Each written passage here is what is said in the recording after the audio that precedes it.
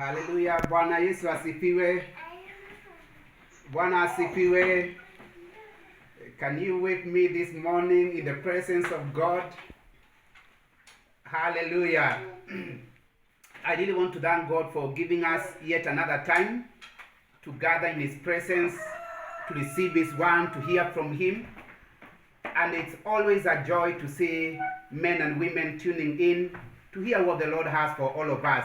It is humbling, and we give God all the glory. And I trust that God is going to speak to us this morning, even as He has planned and as He has purposed. So, like we do in the normal setup, we may not be able to shake the hands of one another, but we can be able to wave one another in the presence of God. Hallelujah.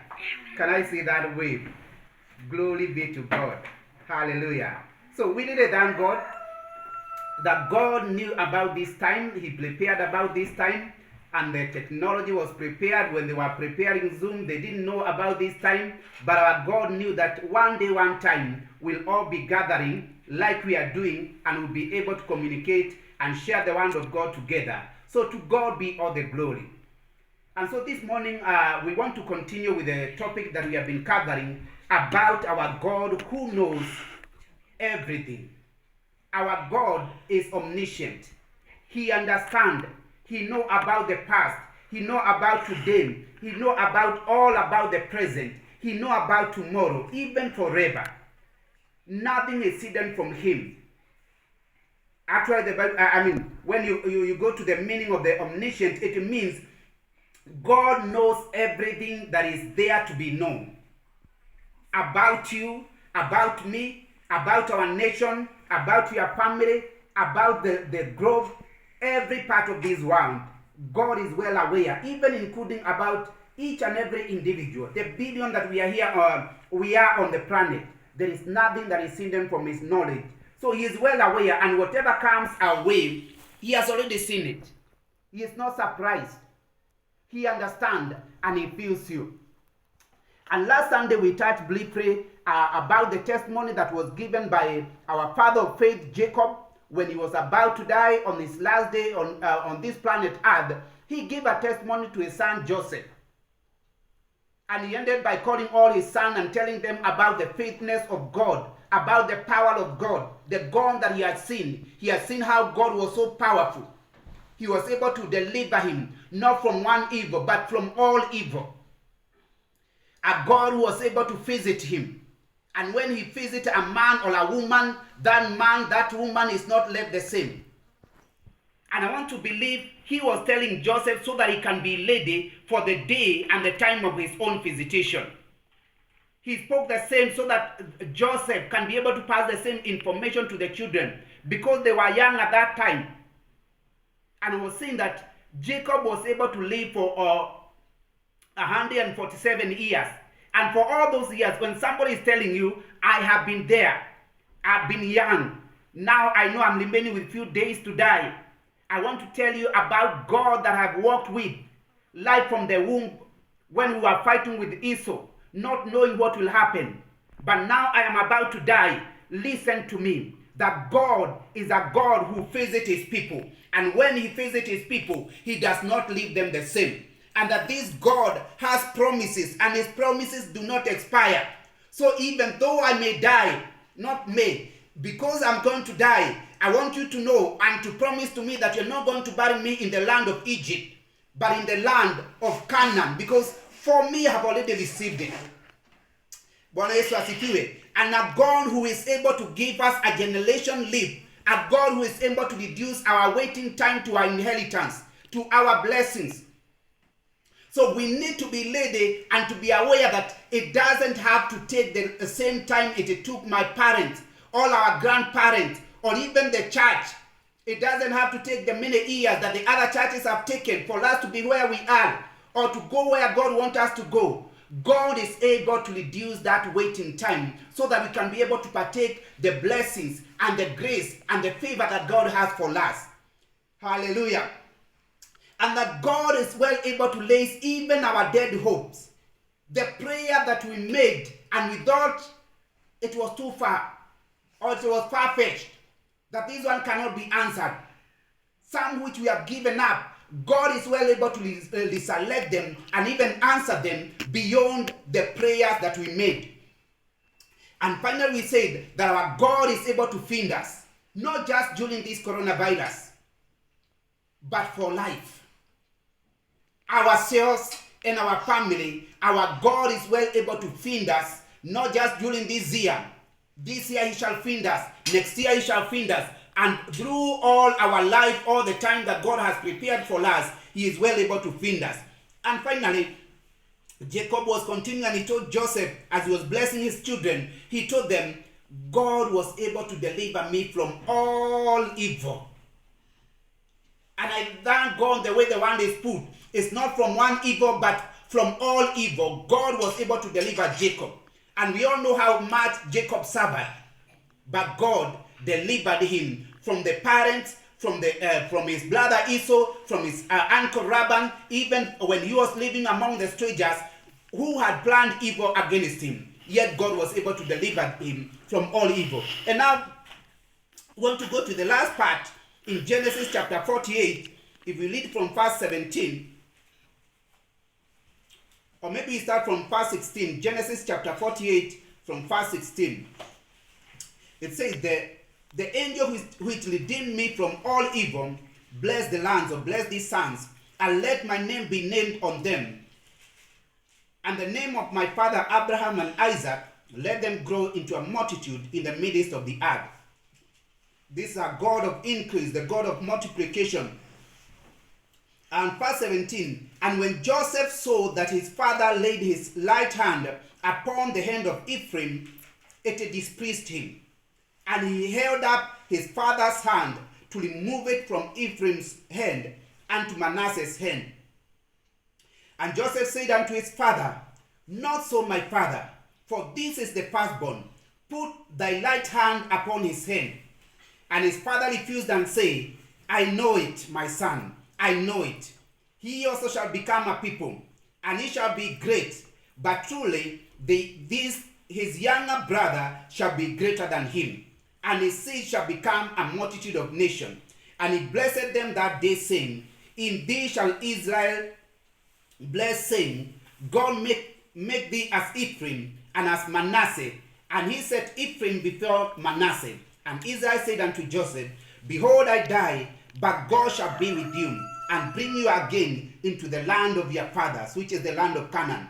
Moreover, I have given to thee one portion above thy brethren, which I took out of the hand of the Amorite with my sword and with my bone. And may the Lord bless his one. Now, connecting from what we were learning last Sunday, one thing that Jacob told his son Joseph is that God visits his people. And I want to tell you this morning that God is a God who appears to his people. God is a God who visits his people. And when he visits them, if they allow him, he does not leave them the same. And the topic, as I'm ending, it is titled, Let the Lord Have His Way. Because God is going to visit you this year. Because God is going to visit our church this year. Because God is going to visit your family this year. Because God is going to visit our nation this year. The big question is, will we let him have his own way in us? Will we let God do as he has purposed to do when he visits? Because I have come to realize that many a time it is not that God does not visit us. God visits us, but when he comes, he finds us either want to force him to fit into our own style of doing things. Joseph would have made his son to miss their visitation. Because when Jacob started blessing his children, wittingly or knowingly, Jacob closed his hands. And because Joseph had known the way of blessing people, he brought Manasseh to the right hand and Ephraim to the left hand. And the right hand is the right hand of power, of authority, of passing on the baton, of blessings, of kingdom, of ruling, of power. But Jacob knew there was something God wanted to demonstrate in his life. In the same way that Jacob was blessed instead of Esau, Jacob decided, through the leadership of the Holy Spirit, it is the time to bless Manasseh instead of, to bless Ephraim instead of Manasseh.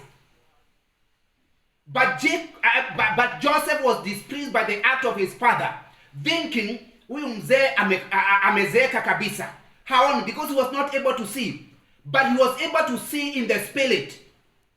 That here I know Joseph, in his own wisdom, in his understanding of the traditions of Jews, he is going to bring Manasseh on the right and the younger one on the left. But he did it with the knowledge. He passed on, he crossed over his hand, such that the right hand was on Ephraim and the left hand on Manasseh.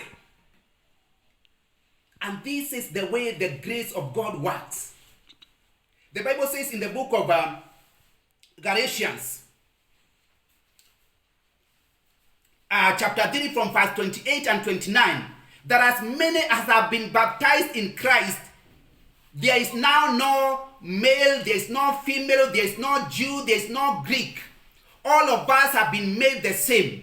We all qualify for the inheritance. We all qualify for the blessings of God. We all qualify to be blessed and to receive the inheritance. In the traditions of men of the Jews, Manasseh had no chance. Ephraim had no chance. But the moment he came to his God, God was able to give him a chance. And this is the challenge I want to pass to us this morning. When the Lord visits you, because he is going to visit you, are you going to restrict him to the traditions of their people? Are you going to restrict him to the traditions of Mount Kenya? Are you going to restrict him according to the traditions of where you have come from? Of what you have, of the abilities that you have? Yet God has come to change all that. The Bible says that Joseph became displeased by God. He became emotional. That huyu mzee amezeeka sana, sasa haelewi mambo. Hajui ya kwamba huyu Manasseh ndiye ambaye anatakiwa kuwa anabarikiwa kwa mkono wa kuume. But before the eyes of God, this is not like so. When God has come to visit you, let him have his own way. Let him have his complete way. And yesterday as I was remembering about this, how many times we restrict God? Either because we are fasting, or because we are praying, or because we are preaching, or we are doing our own things. And it's good. Sometimes I have seen people who are praying and they have a prayer list. And when God has come, because by the time you are writing that list, God saw it. And if God comes when you are only halfway, you tell God, Mungu, just wait for a moment. I want to finish up on this prayer. I'm only in point number 3 out of my point of a list of 10 points. If God comes when you are starting in point number 1, let God have his own way. He is well aware of all that complete list. He knows what you have listed, what you need to pray. Even now, if God comes and tell me, man, the pastor, it is over, I'll let God have his own way. Not say, but then you know how much it has taken me to prepare all this. God, can you just let me finish it? But when God comes, his timing is the best.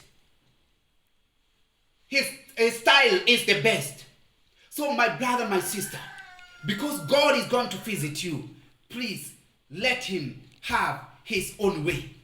You must not finish what you are doing. You must not say, by the way, Lord, you know I am preaching the second service.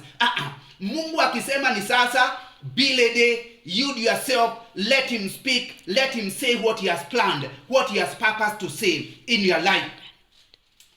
Bwana Yesu asifiwe. And I was remembering, I have a friend of mine who is very good.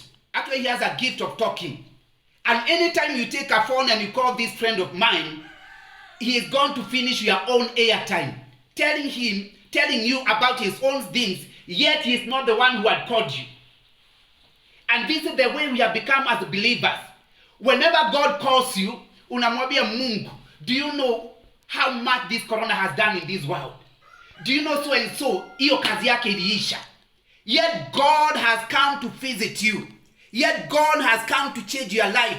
Yet God has come to express his goodness. Bwana Yesu asifiwe. So if God calls you, my brother, my sister, do not spend the credit of God telling him about your own stories. He knows the reason why he has come to visit you. He knows the reason he has come to visit your family. He knows the reason he has come to visit our nation. Please let our God have his own way. For he is coming. And he's going to change some of the things that we are used to doing. Bwana Yesu asifiwe. If he comes in your house and he says, I don't want to speak to you from the table room, don't tell him, by the way, wageni have a dark bedroom. If God says, I have come, the message I want to speak to you in camera in your room, okay, even if you have not spread the bread, you shall be able to explain to him, kulikuwa na service in the morning. But let God have his own way. Let God go to the very place that he desires for you. Because God changed the traditions of Jews by blessing the lastborn instead of the firstborn. And this was a manifestation of the grace of God that you and me can be blessed. I qualify for the blessings of God, irrespective of who I am, my size, or any stature that I may be having. Bwana Yesu asifiwe. And I like what the Bible continues to tell us, that Jacob told Joseph, my son, although my eyes cannot be able to see, although I am elderly, you are educated, you are the king, but I know, at least this one I know what I am doing. And he repeated it again, I know what I am doing. And I want to tell all of us, God knows what he is doing with you. God knows what he is doing in the nations of the world. God knows what he is doing in my life and in your life and in your family, even in your job. Sometimes it may appear not clear, or there may even be no sign that something is happening. But God knows what he is doing.